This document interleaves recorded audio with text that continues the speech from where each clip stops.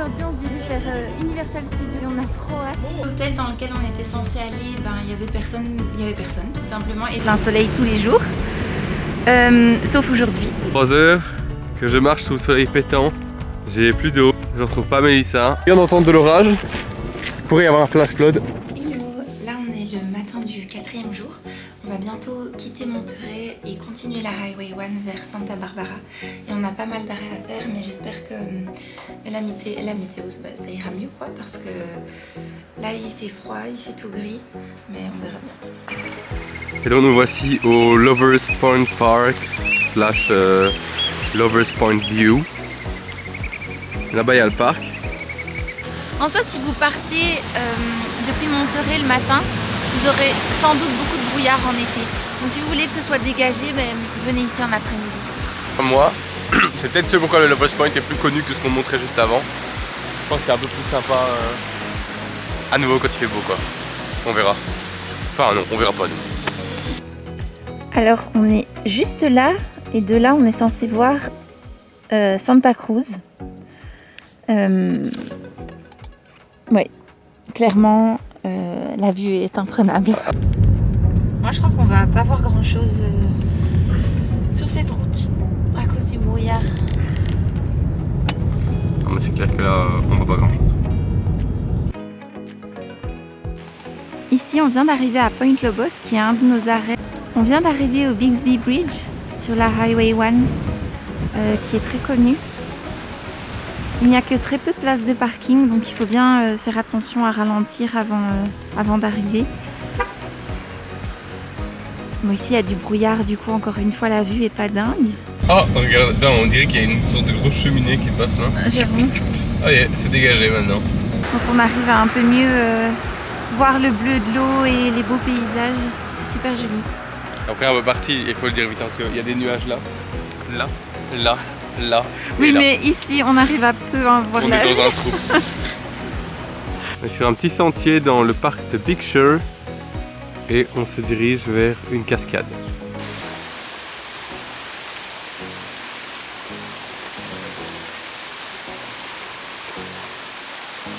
Ici, on vient de marcher pour aller voir des chutes, mais si vous venez, j'espère que vous aurez plus de chance que nous parce que c'est fermé.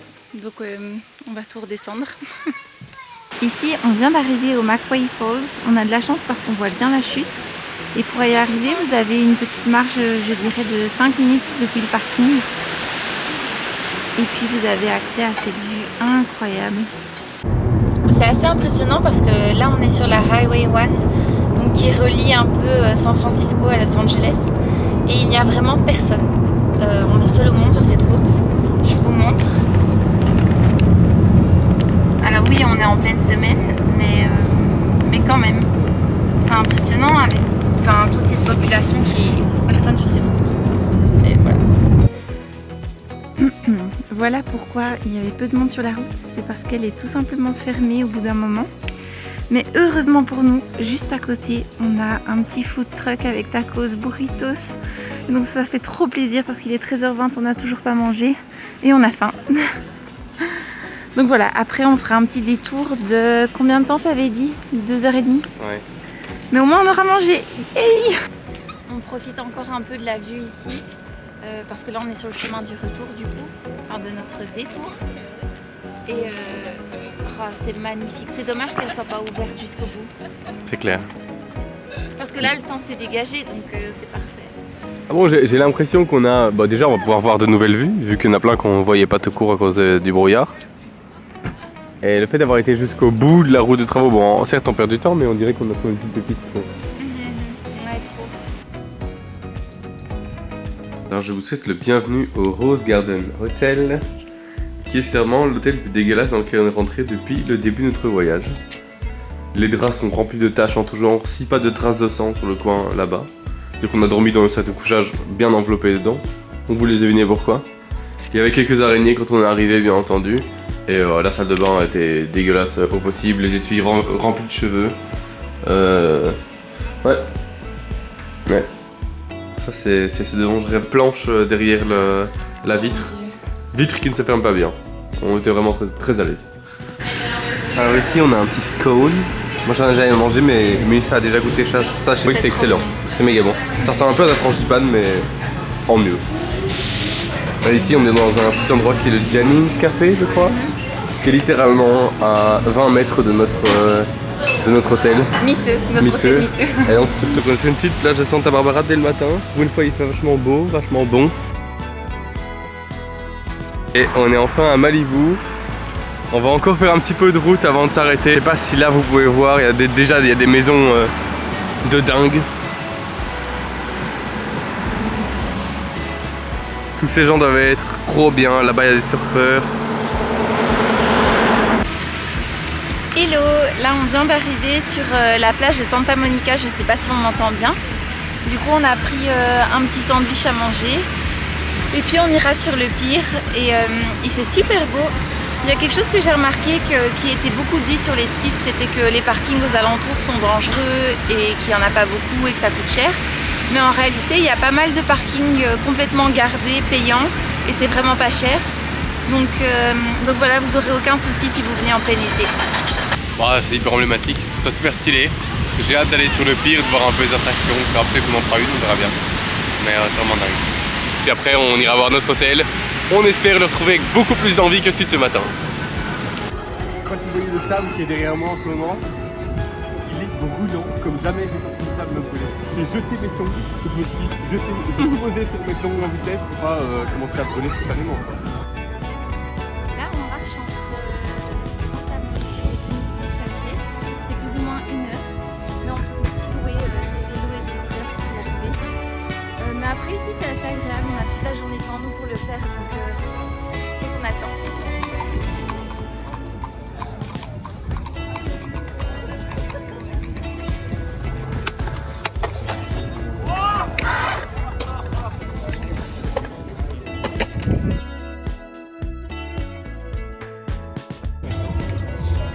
Et ici on vient d'arriver à Muscles Beach. Bon ici il n'y a pas grand monde qui s'entraîne mais c'est ici.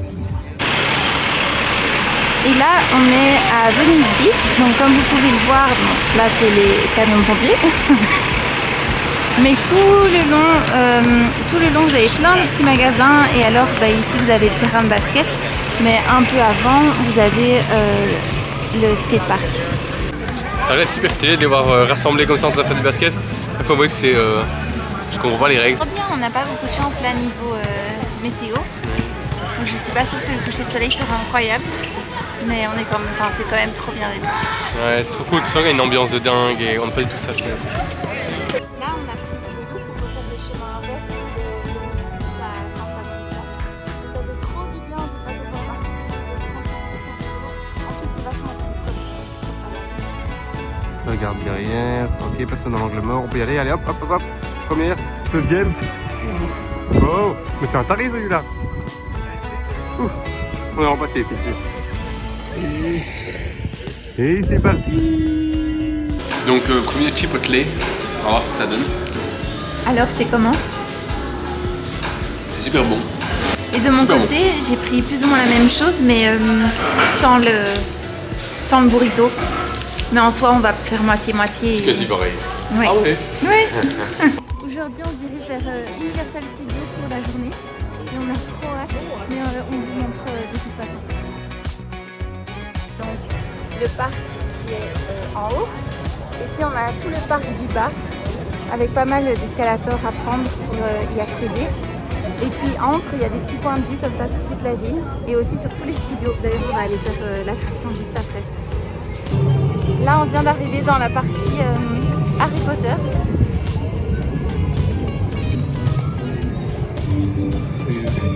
C'était incroyable, j'ai jamais eu d'attraction comme celle-là. On est beaucoup face à des écrans qui nous englobent, on est incapable de dire à quel point. En fait, on a l'impression de bouger de centaines de mètres sur un balai, etc. Alors, la réalité, on bouge sûrement pas autant que ça, mais incroyable. Meilleure expérience pour l'instant. Mais bien, on va faire l'autre. Ouais. I am most Chez Olympus, c'est fort, c'est des sucreries de sorciers. Oh ok, on y va.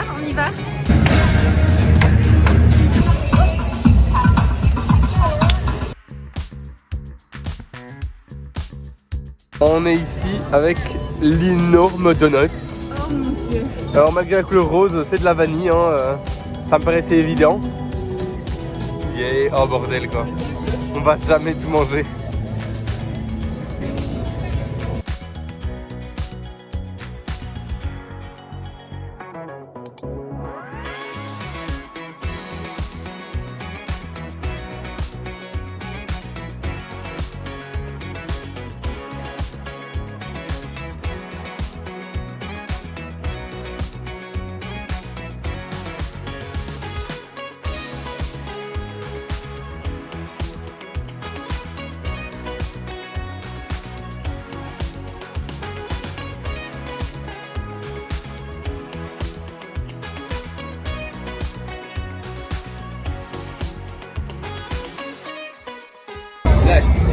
Oh mon dieu. Pour le moment, tout ce qu'on a fait, c'est vraiment bien.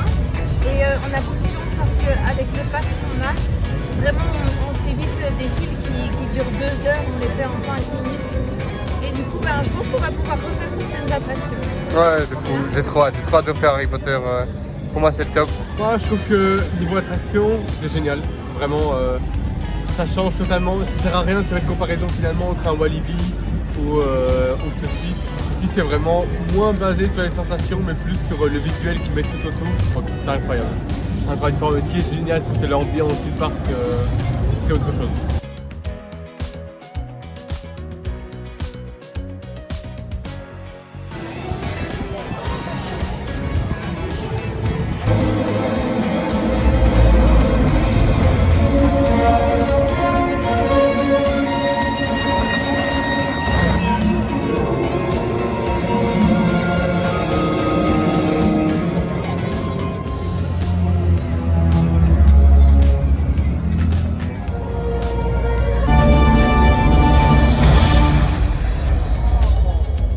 Incroyable, inoubliable je pense.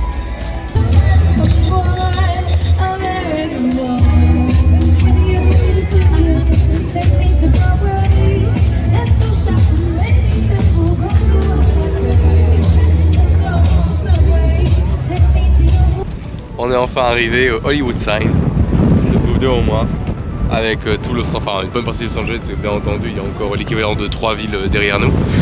Et voilà, c'était un effort considérable quand même pour monter jusque là-haut, le soleil tape bien, mais là on profite du vent qui frappe un peu, vous l'entendez sûrement. Si vous venez à Los Angeles, c'est une balade à faire. On vient de manger quelque chose d'absolument atroce. Pas fait exprès.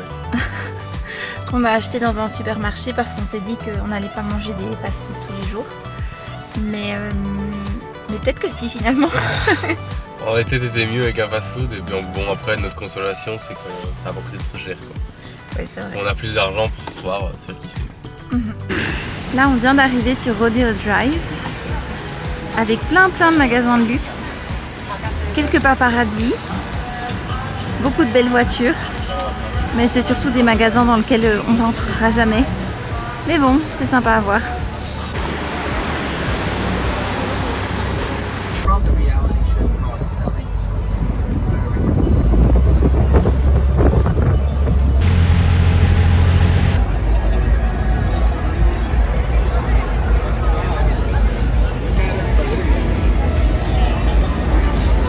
Donc là on est sur Hollywood Boulevard, on peut voir les étoiles, toutes les empreintes.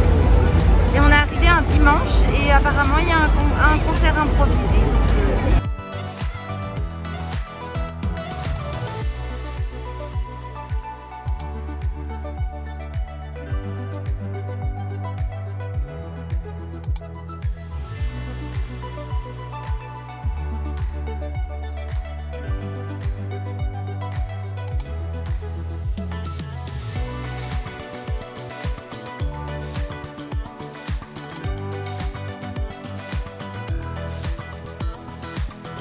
Là, on vient d'arriver à l'observatoire qui donne une vue sur toute la ville. Et de là-bas, on peut avoir une vue sur le Hollywood Sign aussi. Je sais pas si tu le vois. Oui. C'est là-bas. Tout à l'heure, on avait une vue sur l'observatoire. Oui, oui. Voici notre vue de Los Angeles de jour. Non, la vue de nuit.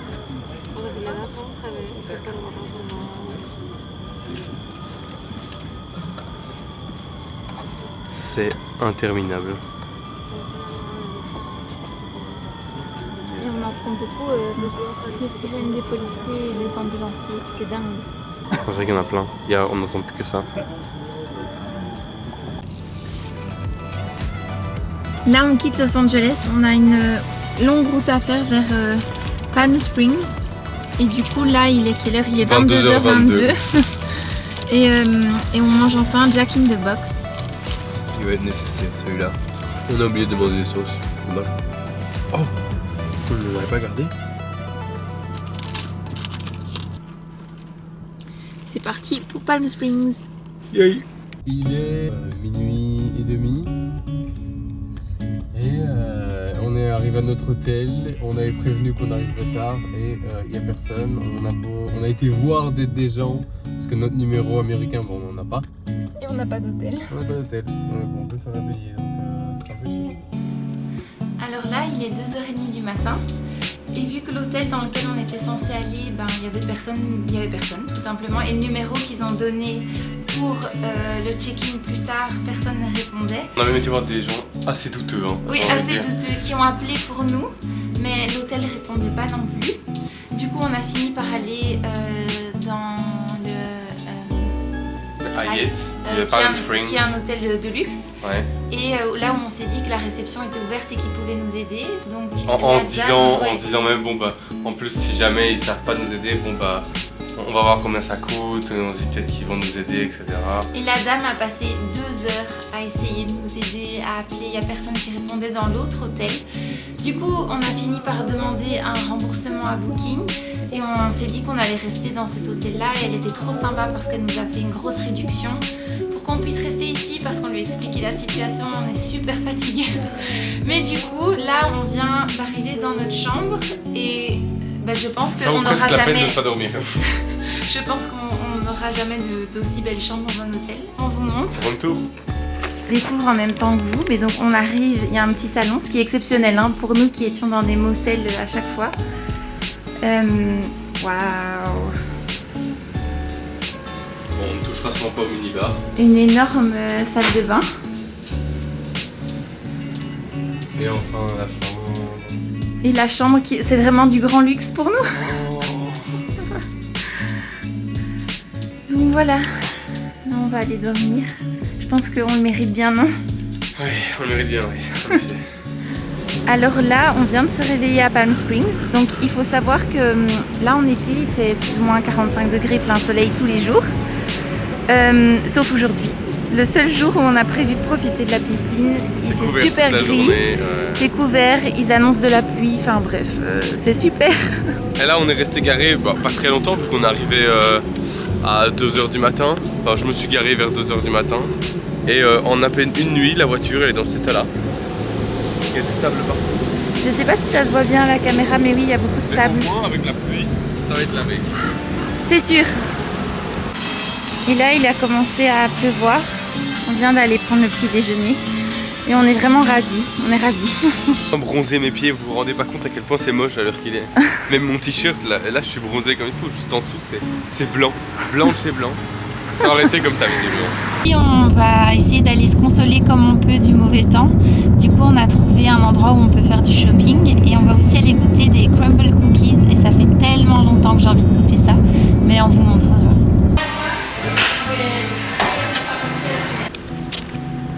C'était rendu cette journée. Et donc, les voici. Oh, je sais pas si vous vous rendez compte de la taille, ils sont énormes. C'est méga bon. Et maintenant, c'est parti pour un peu de shopping. Ah,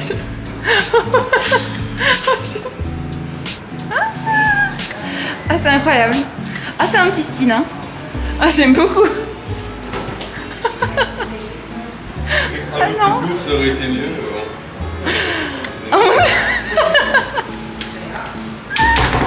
Là, on est en route pour aller voir quelques petites rues apparemment magnifiques dans Palm Springs. C'est notre chemin du retour avant d'aller laver tous nos vêtements parce qu'aujourd'hui c'était la journée laundry. Ça va être amusant.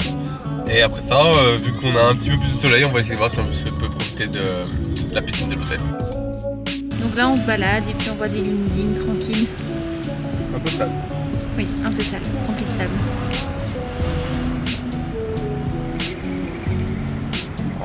son gazon tout vert, quoi. C'est pas ce délire. Oui, vous êtes dans le désert ici, c'est ça. Oh waouh, elle est trop belle celle-ci. On n'est pas des voyeurs, hein. On aimait déjà beaucoup regarder les maisons en Belgique. Hein. Oui, j'avoue que...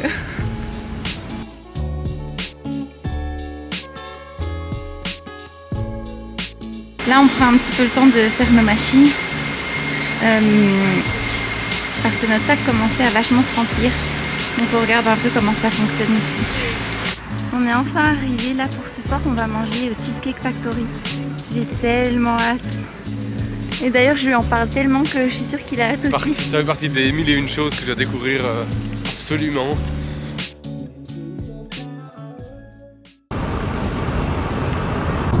Là, on parcourt le désert en direction du Cola Cactus Garden et on a notre conductrice préférée qui est au volant. Et pour l'instant, le paysage est plutôt vide. Les plantes sont à l'agonie. Là, on est arrivé à notre premier point dans le parc national de Joshua Tree. Et c'est plutôt beau autour de nous, je vais vous montrer, mais là en fait on hésite à sortir parce que tout autour de la voiture il y a des abeilles, beaucoup d'abeilles, on l'avait déjà vu sur le site et on savait qu'on allait hésiter à ce moment-là. Mais dans un cas normal on se dirait peut-être bon pas de problème, mais même si j'ai mon épipène ça risquerait de ruiner un peu le voyage de se faire piquer. Donc on va encore réfléchir un petit peu, mais sinon genre de choses qu'on peut voir d'où on est. Ah, toutes les belles plantes qu'il y a, c'est vraiment assez beau. Mais là malheureusement vous voyez sûrement que c'est un peu trop brusqué parce que la vitre est toujours pleine de sable. Concentré à un endroit, là on vient de commencer à rouler, il y en a déjà plus autour de nous. Alors ici pour le Joshua Tree, je vais vous raconter un peu ma vie vu qu'il n'y a pas grand chose à part des rochers. Ben, il y a beaucoup de points d'arrêt, mais globalement en dehors de ces points c'est du désert.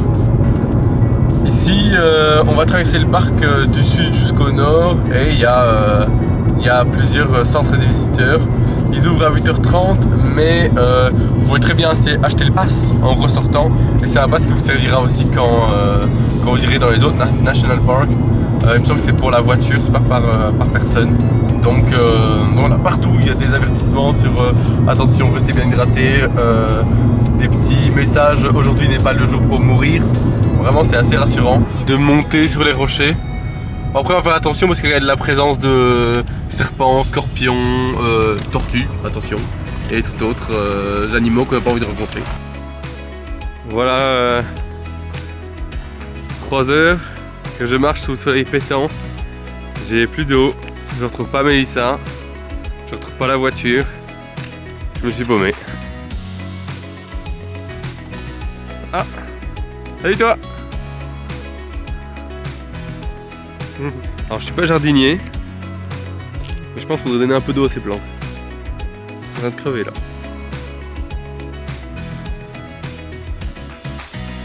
Ça c'est les paysages qu'on peut voir depuis les randonnées qu'on fait. C'est très très beau. Là on est dans un petit trail qui va normalement à une arche de pierre et on va voir ce que ça donne.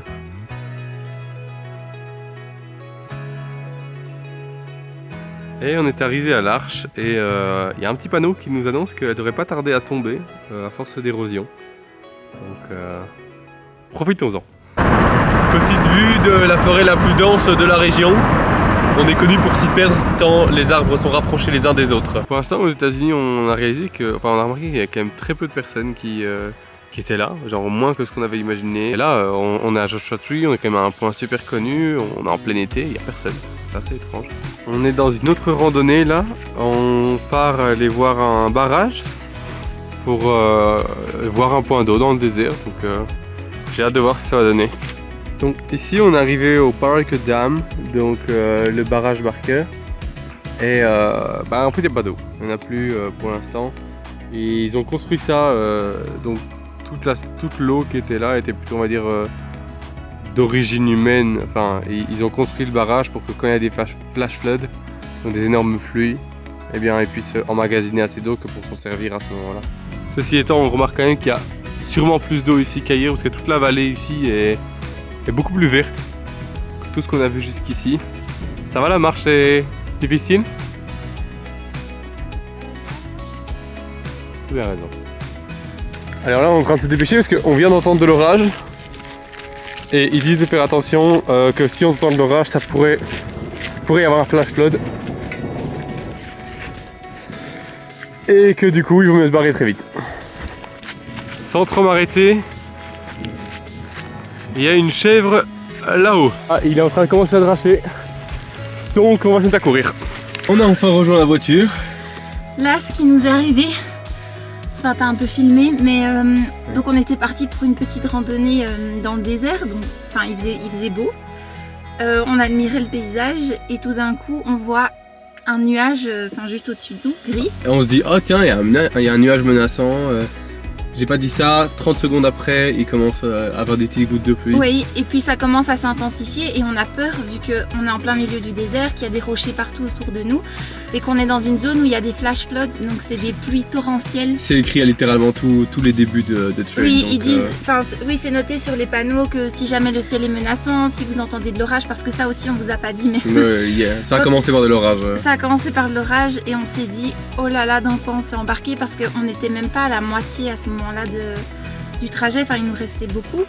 Donc on a commencé à paniquer en se disant si jamais ça continue, ben, ça va se transformer en flash flood et qu'est-ce qu'on fait? Du coup, quand ça a commencé à s'intensifier, on a commencé à courir, mais il fait très chaud, on est dans le désert, on est trempé. Et puis on court dans le sable quoi, donc... Oui, donc franchement là, l'adrénaline te fait faire des efforts, enfin voilà. Et puis on a arrêté de courir parce que bah, il faut pas courir quand il y a de l'orage. Oui. Puis on a rejoint une route, puis on a marché le long de la route et on est enfin dans la voiture. Et je suis tellement contente. En soi la pluie s'est arrêtée il y a 5-10 minutes je dirais. Mais on aura eu une petite aventure quand même. C'est clair, c'est pas ça, enfin on s'attendait pas à ça. On s'en souviendra comme un presque flash flood. Alors là on vient d'arriver en Arizona et on a droit à une tempête de sable, littéralement. On voit moins le sable qui se balade ici, mais la visibilité est naze et il y a un vent de dingue dehors. Et sinon, là je viens de faire le plein et bonne info, c'est que par rapport à la Californie, là où on se trouvait, on était à 6 $ le gallon. Là on est à 3,30 $ le gallon. Donc vraiment ça fait plaisir là, le plein à moins de 25 $. Alors on est arrivé à Oatman, qui est une ville historique sur la route 66 et où on est un peu dans un décor presque western on va dire. Oh, il y a des ânes! Il y a les ânes dont on parlait. Oh là là, incroyable, regarde la rue devant nous. Oui, c'est dingue. Putain, je dans un petit décor de cinéma quoi. C'est dingue. Vraiment ouf, c'est vraiment ouf.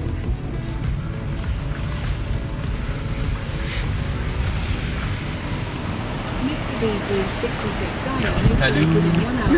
On s'est arrêté parce que il y a plein d'ânes. Oh, il y a un petit, regarde. Oh. Hello you. Oh, il y a ton petit qui est tout mignon. Bon, faut faire attention que ça peut quand même être méchant là, mais que ça pince pas trop. Oh. Il attend que tu lui donnes... Bah, le truc c'est qu'on a rien à manger quoi. Hello, là on vient de rentrer de Joshua Tree, on est arrivé dans notre hôtel à Kingman. On espère vraiment que ce vlog vous a plu. Maintenant on va faire beaucoup plus de parcs nationaux. Donc soyez là la semaine prochaine, on se retrouve bientôt. Ciao!